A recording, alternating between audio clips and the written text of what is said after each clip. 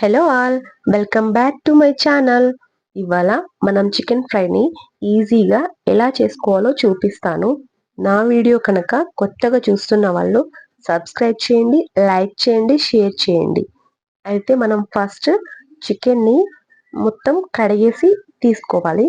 అయితే గ్యాస్ మీద ఒక ప్యాన్ పెట్టేసి అందులో ఆయిల్ హీట్ అయ్యాక ఈ చికెన్ని మనం అందులో వేసుకోవాలి. అవి మొత్తం కొంచెం 10 మినిట్స్ ఫ్రై అవ్వాలి. తర్వాత అల్లం పేస్ట్ వేసేయాలి. అల్లం పేస్ట్ వేసేసాక ఇది మొత్తం మళ్ళీ ఫ్రై అవ్వాలి. ఫ్రై అయినాక మనం తర్వాత ఈ మొత్తం ఎర్రగా అవ్వాలన్నమాట. దీన్ని కాసేపు వేగనిద్దాం. కొత్తగా చూస్తున్న వాళ్ళు సబ్స్క్రైబ్ చేసుకోండి, లైక్ చేయండి, షేర్ చేయండి. ఇంకా మంచి మంచి వీడియోస్తో మీ ముందుకు వస్తాను.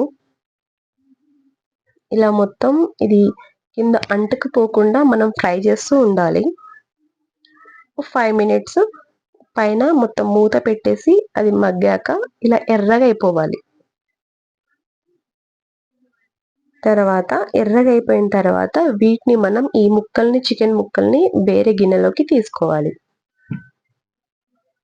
తీసుకున్న తర్వాత అదే ప్యాన్లో మనం బటర్ వేసేసి కొద్దిగా బటరు నెయ్యి కూడా వేసుకోవచ్చు.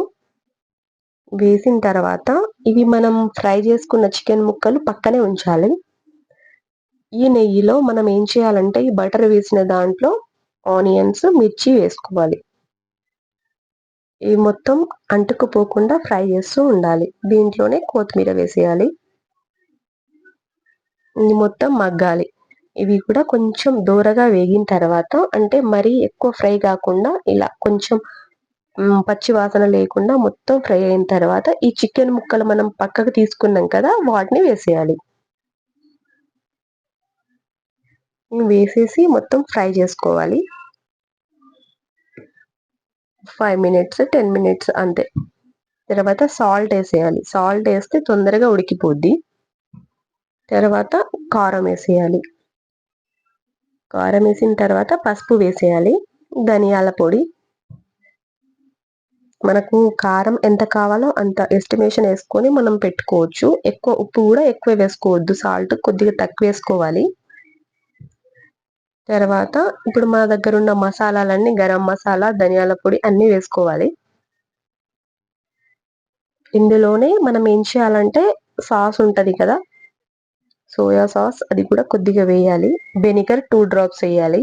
అది వీడియోలో మిస్ అయిపోయింది, తీయలేదు. వేసిన తర్వాత బాగా మిక్స్ చేసేయాలి. కొత్తగా చూస్తున్న వాళ్ళు మన ఛానల్ని సబ్స్క్రైబ్ చేసుకోండి, లైక్ చేయండి, షేర్ చేయండి. ఇలా మొత్తం ఫ్రై అవ్వాలి. మొత్తం కలిపిన తర్వాత 5 మినిట్స్ 10 మినిట్స్ అయితే, ఎందుకంటే మనం ముందు ఫ్రై చేసుకున్నాం కాబట్టి వీటిని ఇప్పుడు అంత అంటే ఎక్కువసేపు ఉంచాల్సిన అవసరం లేదు. మొత్తం ఫ్రై అయిన తర్వాత ఇప్పుడు చికెన్ ఫ్రై అయిపోయినట్టే. Thanks for watching.